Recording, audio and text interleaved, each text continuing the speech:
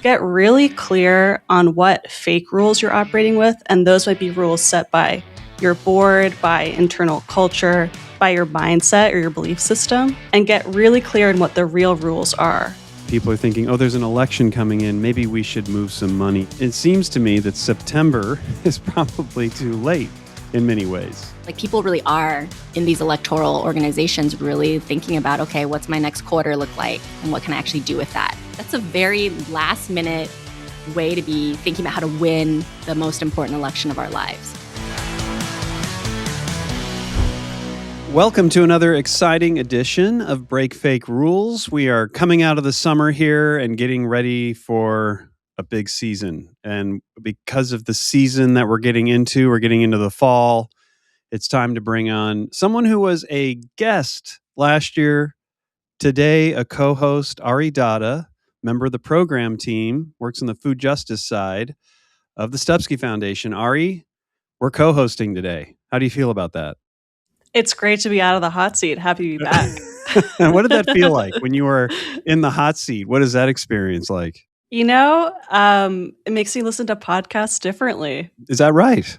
Really? Yeah. So today you're co-hosting, but I'm going to ask you the first question, and I think we need to do like a little mini fake rule breakdown. We got the election coming up. That's what I was hinting at. We have the midterms coming up, and there are options that exist for funders, right? There's funding in the C3, funding in the C4, and we wing these terms around like crazy.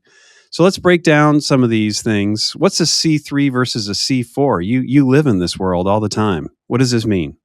Yeah, so a 501c3, we're talking tax code. Yeah. It's super interesting stuff. You should stay tuned to this episode. Don't turn away. A 501c3 is a nonprofit, and a 501c4 can do lobbying work. And 501c3s can do lobbying too, but there are some IRS mathematical rules about how much time can be accounted for that. And 501c4s have more flexibility. And these are real rules written by the IRS. We could argue about whether or not these rules should stay the way they are, but until something changes legally, they're real rules that we have to operate within. I think that's very important to note. We've never been supporters of breaking real rules. This is all about breaking fake rules. Are there fake rules that you've experienced in the C4 funding experience or the C3 funding experience that are very important to know as you head into an election? Yeah, absolutely. So I think I'll start by saying that I was operating with a fake rule that private foundations can't support C4s until I listened to an episode of this very podcast, Break Fake Rules. No way. Yep. Is that true? In 2024, Ludovic Blaine's episode. He talks about it in depth. So you should tune back to that one. But when I learned that, I spent about a year learning how we can, as a private foundation, support 501c4s. And Stupski made our first grant to a 501c4 that year in 2024. And what I wish I had known is I wish I had understood that fake rule way earlier in our spend down. And what I encourage all people, whether or not you're in a private foundation, you're operating a DAF, maybe you're just an individual person who's passionate about the midterms or democracy as a whole, is get really clear on what fake rules you're operating with. And those might be rules set by your board, by internal culture, by your mindset or your belief system, and get really clear on what the real rules are. And in this sense, I think the only real rules we're talking about are ones set by the IRS and the law, so that you understand what tools you have at your disposal to support not only this midterm, but the larger work to build a functioning and healthy democracy. So let me ask you, why are we getting into this today? There must be somebody coming on the show who you work with that is somehow tied up in the C3, C4 environment. What is this all about, Ari? What's this thing? What's going on here? Absolutely. So today we're going to talk to Emily, who co-founded See the Vote Action. And See the Vote Action does work to build people-powered movements, by door knocking, but it's so much more than that. By building deep relationships and communities to engage voters who might otherwise not turn out. And I think when I say that from my as a food justice program person, people are surprised, right? Why is that? Why are we surprised? What is it that you're saying that's so outside the norm? So outside the norm. Why would a food portfolio at a foundation fund grassroots door knocking and grassroots movement building? I think this is another fake rule, right? As an issue area, we don't need to squarely fund things that directly touch that issue area. We need to look more holistically. So See the Vote, they're not slinging carrots door to door. That's not why they're knocking. Is that right? That's a good one. They don't run around with bushels of broccoli and throw them at people. And we did not make them in our grant contract. That would be the best grant agreement ever. So we see the tie to food justice as broader, right? We're not asking them to sling carrots door to door when they tell people how they can vote. What we see is that at the end of the day, what we're all working towards at Stupski in every issue area is creating and supporting thriving communities. Right. And a thriving democracy where community voice is heard and empowered is essential to any version of that vision. Yeah. Whether or not we're talking about food, health, education, those are the portfolios within Stupski. But I would be hard-pressed to find any issue area that does not touch on democracy. Are you comfortable with doing electoral work? I'm comfortable doing nonpartisan electoral work. I didn't say anything about party. I don't even know what that is. I don't even know what a party is. What is that? I've been to one. I think I've been to one. I don't know what it's like to work in one. I don't know what that is. But I'm crossing my fingers as I say that. But you're comfortable. You've gotten, as you've been working at this as a funder. I ask you this because I think anyone listening to this episode is going to hear you and say, okay, so I can relate to someone who has entered into this other arena as a funder. Mm-hmm. And I think your experience is very important for people to hear right now. Yeah. So making grants to 501c4s, I said we started in 2024, right? Mm-hmm. It's only been a couple of years. Yeah. It's absolutely a new muscle to grow and develop. And every day I learn something new along the way.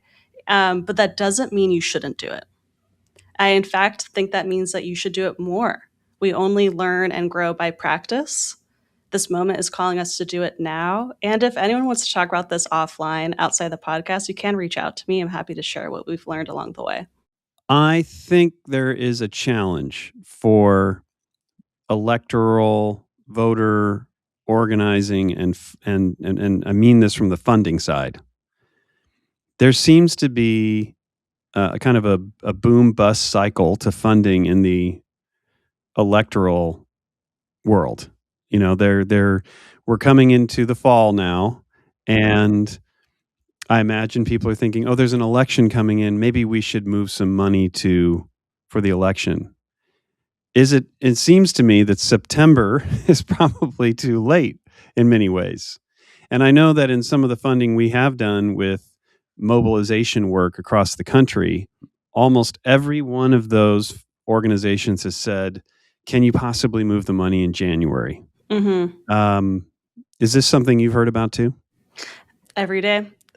So our grant to See the Vote action was made in November of 2025, which is an off year for federal elections. And that was done with intention and a recognition that this work is happening every day, every year. It doesn't stop and start like a spirit Halloween and just like pop up in August. Is that right? But I think this is a question for you, Glenn. So for our program area, that's something we're able to do. Mm-hmm. But it speaks to a larger culture of philanthropy. Yeah. Where funders gravitate to whatever is in the news or a hot button issue very close to when the moment is happening. Right, that's true. How do you think we can make that culture shift? What does that look like? Well, look, I think it's very interesting. There is what appears to be an ideological difference when it comes to political and electoral organizing on the left and on the right. And by that, I mean, when I say ideological difference, I mean from a funding standpoint. This has been written about. I'm not breaking any news here, but there are plenty of research reports and otherwise that show that conservative funders are funding in all forms, not just C3 issue-based funding, and it tends to be more value-based than issue-based, which maybe we can talk about later on in the show. And they also are funding routinely, consistently, and regularly in C4 activity. Whereas it seems there is still a real naivete, from my experience, this is the controversial statement, on the left. There isn't an organized, collaborative, and cultural understanding to the political and issue dimensions that you have already in this show so clearly illustrated. And even in your own experience, you just shared, like you've had to make a cultural change. You yourself, you were joking about, I don't require them to throw carrots at, and such, but I think I know that was a joke, and that is funny. And also it's illustrative of where, when people think of food, they think about carrots and getting more carrots out there, but they don't necessarily think about the full system around that and what's required to fund that. And that includes our political work as well. It's been documented. I think we see it in practice every day. I think it's a hard culture to shift. And we've seen some of the philanthropic reformers now getting pretty loud about this. Voulet recently, in his latest book, if you read his book, Reimagining Philanthropy, he's kind of getting into some of the nuts and bolts of culture change, right? In like office hiring practices. And in the middle of all of it, he says, by the way, we need to get political. What's wrong with you people? Like, it's right in the middle of the book. It's just out of nowhere. I clearly just like he had this moment and he dropped a chapter in on it. And I think we're seeing more and more people pushing the left to get in the game in ways that we haven't. But you're on it. You're absolutely you're pinpointing something that has to change if there's really going to be a 1-to-1 contest here. That the funding left has to look at the full portfolio of options and start. And by funding left, it doesn't mean, I'm not necessarily talking about the foundations. I'm talking about the donors themselves. But we're not there yet. It's a lot. There's a lot there, I know. But that is the cultural challenge before us. That really is. Yeah, we're not there yet, but I hear you when you say it's not just funders, it's individuals and everyone in between. And I'll be curious to hear, as we welcome Emily in, to hear her thoughts on what is the role for all of us in this movement as we head to the midterms. And Ari, given that you are a funder yourself of Emily, I think you should do the job of introducing her now. Joining us today is Emily Lee, Executive Director at See the Vote Action. Emily has dedicated her career to grassroots organizing, multiracial coalition building, and growing people-powered political movements. Emily carries all this experience to co-founding See the Vote Action, which mobilizes thousands of volunteers in battleground states while building lasting political power in working-class communities and communities of color. Thanks for joining us today, Emily. Great to be here. So to begin, Emily, I know I just said a lot about your background, but I'd love to hear it from you. What got you into grassroots organizing, and how did that lead you to start See the Vote Action? Yeah, so I have been doing voter organizing work for over 15 years now, starting in San Francisco. And a lot of it was because it was very clear that organizing work, advancing policy work, issue advocacy work was, getting us some big wins in San Francisco, passing minimum wage, the highest minimum wage in the country at one point, winning paid sick days for workers.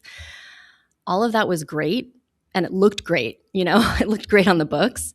And then the reality was, when it came to implement policies, it was very clear to those of us doing that grassroots work that it wasn't enough to actually deliver it. We actually needed elected officials who were behind those policies and who wanted to actually see them implemented. And so that kind of led me to really understand that political power is critical. And you can't have political power and build that kind of political base without doing voter organizing work. What in your mind is the difference between organizing and voter organizing?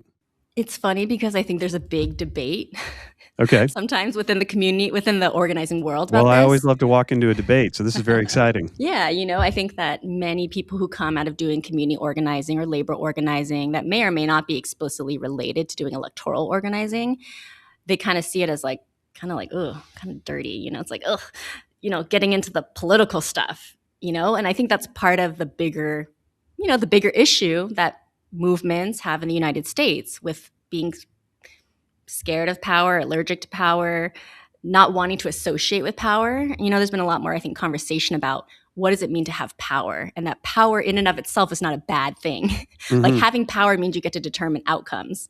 And I think, those of us, especially I feel like myself coming up in age of like, I came up in the 90s, the 2000s, like the early 2010s, and there was almost a sense that having power is bad. Like we're fighting people who have power all the time because we're constantly in this place of like, well, if you have power, doesn't that mean you're not on the right side? Like those of us, you want to be the righteous indignation of like the unpowerful, right? And so I do think there's this real tension that plays out because movements in the United States just haven't grappled, at least in our generation, with like, what does it mean to have power? Is it fair to say that you're talking about progressive movements here?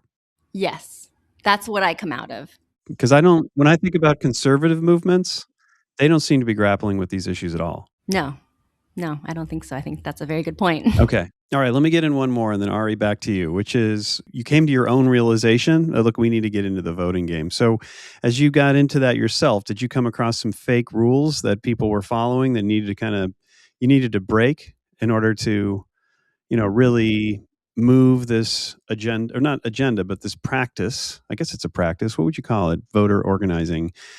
A practice of effective voter organizing. Were there things you came across right away that had to get broken? Definitely, because the work I was doing in San Francisco, doing civic engagement work and electoral organizing, was basically creating a multiracial civic engagement alliance, right? And San Francisco is known for its progressive politics and history of, progressivism.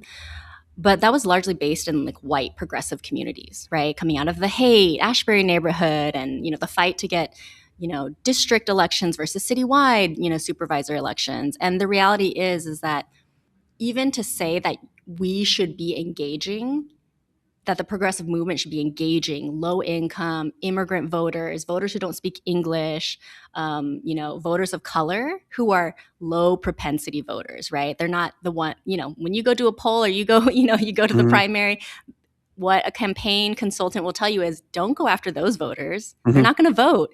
Go after the, middle, upper class, wealthy white voters. They're the ones who are going to vote and they're going to decide the election, right? So that rule was the one that we were breaking by forming, this kind of multiracial electoral work was, no, these voters can be the margin of victory, actually, or they'll be the margin of loss. Because the reality is in San Francisco, there are slim margins of victory. And, a couple thousand Filipino voters, black voters, Chinese immigrant voters, Latino voters, like that can actually decide whether a progressive ballot measure about progressive taxation passes or whether a supervisor wins their district race.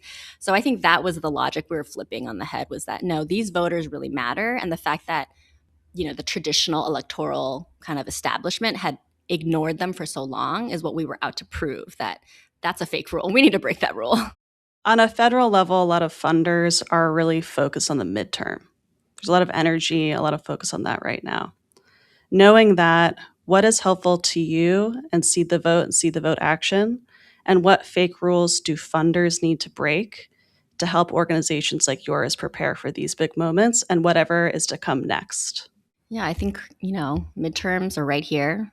And people probably feel a lot of anxiety, a lot of nervousness around this time. And we need funders to understand that year-round funding is crucial, not just during the boom and bust cycle. We can't just, and even not even just, the last 3 months leading up to an election, or even just every 2 years during the midterms and presidential elections.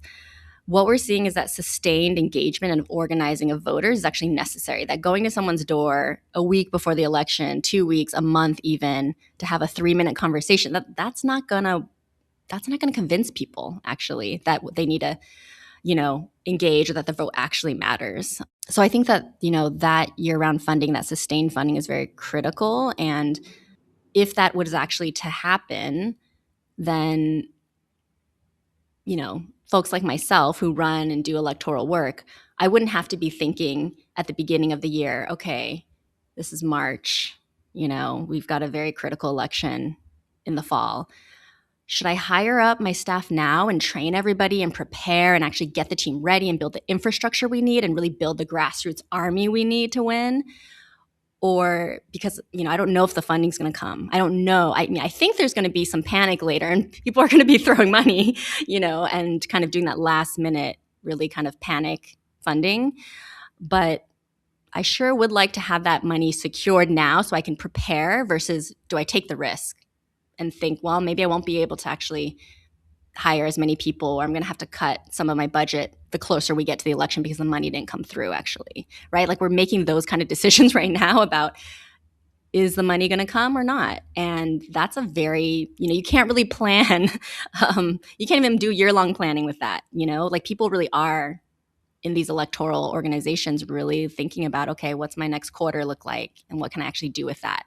And that kind of short-term thinking is not strategic, right? That's a very last-minute way to be thinking about how to win the most important election of our lives, right? So I do think that boom and bust cyclical grant making it's one of the core foundational problems actually of the way that we, that funders, but also even organizations are preparing to win these elections or engage in them. Emily, you're bringing up some interesting stuff here. I think about, as traditional grant makers, right? At Stupski, we do things a little differently. We don't necessarily follow at all times a 3-year grant making cycle or a 5-year cycle. When it comes to this type of work, we don't talk about 3-year cycles, or none of that narrative is out there when it comes to this kind of work. It's all about, oh my gosh, there's an election coming up, we should move the money in September. But Emily, to help the listeners understand why that is needed at all times, could you share with us a couple of stories from the field of what does the work look like on and off year, getting close to the election? What is the work on the ground? Well, I was on the ground in Bakersfield, actually through the support of, you all's grant to us, to our C4, that was doing nonpartisan work. And we were door knocking. We brought 80 volunteers to Bakersfield to do door knocking to better understand what are the issues that people in that district really care about. And we had some really great conversations, because it wasn't right before an election. There wasn't this like scramble to be like, okay, we got to make sure they know when's election day. Do they have their ballot? And do they know the issues? It was really just like, what actually matters to you? What is your family going through? Are you guys struggling right now? What's happening? And I will say that in that process of doing that deep canvassing, deep engagement, deep listening, that was not based on a transactional, like, I gotta get you through my 3-minute wrap, and then I gotta make sure you commit to vote for this XYZ issue. It was really about like spending time with people, because I think what 2024 showed us was that we didn't have the message and the understanding of what voters really cared about, right? Like, that was very clear from 2024. And doesn't matter if you go out and you keep trying to talk and convince people, no, this is the issues you should care about. You should care about this, the attacks on democracy. You should care about this. But actually, that's not what's resonating for people. And so I think there's just a need for people, for all of us, to get out into the field more, to understand what's happening and what's shaping the way people are experiencing their lives, right? And that really impacts whether they decide to engage in elections or not. And so in February, over that weekend, when we were in Bakersfield, we were doing this deep canvassing. I talked to somebody who was a veteran, also a father of 2. He was there with his kids in the backyard. They were playing ball or something. And, and he had like a little gate, and he was like kind of peeking over the gate. He didn't want to open the gate and actually, talk to me, but he was kind of like peeking over the gate and saying, who are you? What's going on? And, I just said, like, yeah, we're just talking to folks in the neighborhood, and we're trying to understand, like, how's everything going for you? How do you feel like, like, how are things? And he was like, yeah, I'm fine. There's no problems. I'm I'm good. I don't have any issues. And that's what most people will say. If you ask them, they'll be like, yeah, everything's fine. And then I started talking to him about like, I know that for a lot of people, healthcare is a really big issue right now. A lot of people are worried about healthcare costs rising. And, I told him my own story about, one time I got in a big accident. And at the time I didn't have health insurance coverage because I just started a new job.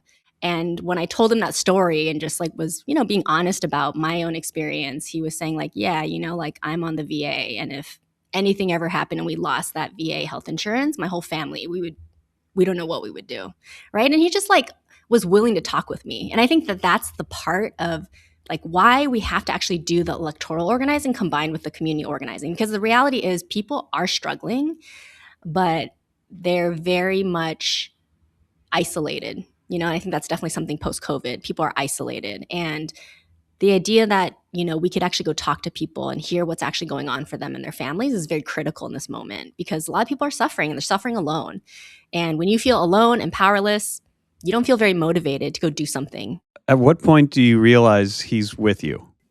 He's gonna continue this conversation? Because I have to say, if you came to my door, yeah, and that's amazing. Try to get rid of me, right? You laid down, yeah, I mean, I'm in the middle of something, but you're laying down some pretty heavy vulnerability right there on this guy, and he's hearing you. When do you know you have him? When do you know this thing is a conversation now? Yeah, it's the vulnerability. It's the fact that can we be real with people? Yeah. And I think that's when and I've been canvassing for, like you, Glenn, probably for like many years. And like, I consider myself, I'm a good canvasser. I know how to talk to people. I can be persuasive. But when I learned this method, of actually deep listening, deep inquiry, and then deep connection through my own personal, like, what's my stake in this? Why, I'm just not there just to proselytize or like lecture people. What's my stake? And connecting with people, like, I saw the conversation turn. I saw the way his eyes kind of like opened up and he let his guard down a little bit. He was like, oh, I'm willing to engage with you now. And that's powerful. Like you don't see that very often when you go into electoral campaigns, and I think that was the part that I think is all of us could get a lot better at this, because to be persuasive and to talk to people, and it's an investment. Like doing deep you're having 20-minute conversations. Yeah, I'm hearing that. And you're training people and debriefing. It's like, that's not a 3-minute quick get the numbers, hurry, like that is not the traditional way people do GOTV canvassing. Emily, tell us, for us as funders, but also as community members and as people who live in this country, what is at stake for us, and how do you need funders to engage in this moment? Man, there's so much at stake. I think that it's beyond just funding C4s. I think that we're literally in a battle right now in this country, and we are literally fighting fascism. Like, we are fighting an authoritarian regime, and we're locked in this battle right now between two ideologies, right? The idea that one person, one vote is actually what makes our democracy strong, and versus the idea that a minority of people should have control over our society, right? Whether that's billionaires or small racial minorities in certain districts. So in this fight for democracy, there's very clear lines, and it often falls on partisan lines, right? Where you have one party on one side and one party on the other side. And we actually need, the stakes are so high, that we actually need our funders and philanthropy to, really choose a side. Are you on the pro-democracy side? Are you in, or is the work that you're doing actually going to be allowing democracy to get rolled back, right? And so I think there's a very clear that we need that C4 funding so organizations can be playing that fight to protect elections and defend election results, because it's going to play out in partisan ways. Like, we already know that, right? And there's many, many C3s who will not be suited for that fight. There are already attacks on many 501c3 entities made by this administration. So we actually need the other structures outside of C3s to be well-funded and equipped to fight for just basic election integrity, right? I don't know. I think that, like, the other thing is, like you were saying, Glenn, like, people fund in like very short cycles, right? A grant cycle, it's often not, even a longer grant cycle, 3 years, right? Mm-hmm. That's a very short-term way of thinking about what the fight is. And I think that we actually, our movements, our people on the front lines, we can't actually scale up and rise to the challenge of this fight if funders are not investing and trusting and taking risk, right? The right has been funding as if they're in a generational fight. Yeah. The left has been funding as if we're in a 2 to 3 year fight. Yeah. But it's clear the right is investing in experiments, and those experiments might fail, they might succeed, but that's part of it, is like taking the risk, investing for the long term and not just the short term. We need to see a result in 2 to 3 years, you know? And I think the other agitation I want to put out there is something from, Linda Burnham said, which is, there's rooms that you can get into, Glenn, that I can't get into, right? There's conversations you can be a part of that I can't be a part of. Who do you know on the other side of the fight that you should be peeling away? Who are the donors, the board members, the C-suite executives that need to be organized onto our side? Because we actually all have to be leveraging the relationships we have right now. And that means that people need to take risk, right? And even put relationships on the line. And I think that's a type of like bravery and courage that we all have to take right now, because it's a generational fight. This is, I don't know if you have kids, Glenn, but like I have a kid, and I don't want my kid to be my age, 40, 43, and still fighting the same fight. I think we want to make sure that this fight is going to be, we can win it in another decade. But I don't know, that's a real question. If one of the Silicon Valley super foundations said, hey, we need to move $1 billion to change history instead of putting it in hedge funds and real estate speculation, they'd actually use it for philanthropy, you could do it. Yeah. I think I would have to rise to the challenge and do it. Right on. I'm not saying that our movements are, our movements need to get ready, right? Yeah. We're all kind of getting ready, right? Just like you guys would have to get ready to release $1 billion on your side. Yeah. Our sides would have to get ready to be like, okay, let's get serious. It's a scale thing, right? And it's a scale that we haven't operated on, that we need to level up. And the reality is, anything that's hard to do is a risk, right? And so it's just like, are we willing to take risks on each other? Are we willing to take risk? And the right is willing to take those risks. So I hear your point. And also, yeah, it's a challenge for all of us, but we all kind of have to step up, because the reality is, and like, this is very personal for me, because like mentors of mine who are movement elders are dying right now. Like people are like the generation who fought for the basic rights we have now, like they're literally passing away. And the people who fought for the Voting Rights Act, they're not going to be around much longer. And I think that it's kind of a little bit, we have to kind of step up to the plate, because what's the next phase? What's the next generational change we have to make? And their time is over. They've done what they had to do. And now it's our time to kind of pick it up. Yeah. At Stupski, we say all the time, change can't wait, right? It's our tagline. But when I say that with my full chest. Emily, you've spent today telling us all the reasons why change can't wait, why we all need to find what ways that we can be a part of this movement and what roles that we can play. And so as we all step up to the plate and find our place in the movement, what is the final rule that we need to break? Don't fund for the grant cycle. Fund for the generational fight. That's terrific. Thank you so much for a great conversation, Emily. This is very, very inspiring. Thanks, Glenn. Thank you. Thanks, Glenn. Thank you, Ari. Thanks, Emily.